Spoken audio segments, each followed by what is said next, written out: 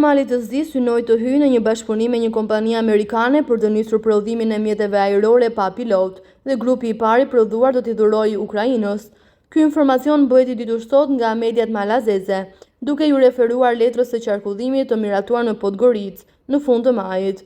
Siç raportohet në dokument, thuhet se projekti do të kontribuojë në forcimin e kapaciteteve ushtarake të Malit të Zi në kuadër të aleancës së NATO-s, dhe do të ndihmojë Ukrainën në nevojat e saj të mbrojtjes dhe do të forcojë pozicionin ndërkombëtar të Malit të Zi si një partner i besueshëm në fushën e pajisjeve moderne ushtarake.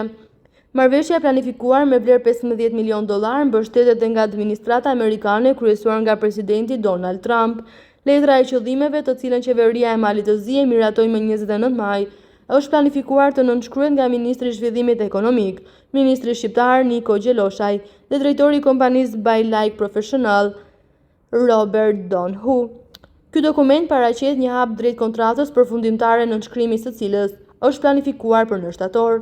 Mbështetja amerikane për nismën. Marrëveshja parashikon gjithashtu përfshirjen e kompanive nga Malizi dhe rajoni më i gjerë në testimin e sistemeve pa pilot, si ajror, ashtu dhe nën ujërore. Qeveria ka shprehur gatishmërinë e saj për t'i ofruar Ukrainës serinë e parë të modeleve të hershme të dronëve dhe pajisje ushtarake shoqëruese. Ambasada amerikane në Mal të Zi deklaroi miratimin e kësaj marrëveshje, i cili do të kontribuonte më tej në sigurinë, stabilitetin dhe zhvillimin e përbashkët, dhe se Washingtoni inkurajon të gjithë partnerët e tij që të investojnë në industrinë e mbrojtjes dhe të bashkëpunojnë me kompanitë amerikane. Mali i Zi tregon kështu seriozitetin e tij në përmbushjen e detyrimeve ndaj NATO-s, veçanërisht tani që aleatët evropian priten të marrin një barë më të madhe për sigurinë e tyre, duke përfshirë investime në sisteme ajrore amerikane pa pilot, ka thënë ambasada. Për kujdes, Mali i Zi është antar i NATO-s dhe është i detyruar, si antarët e tjerë, të ndajë të paktën 2% të PBB-s së tij për sektorin e mbrojtjes.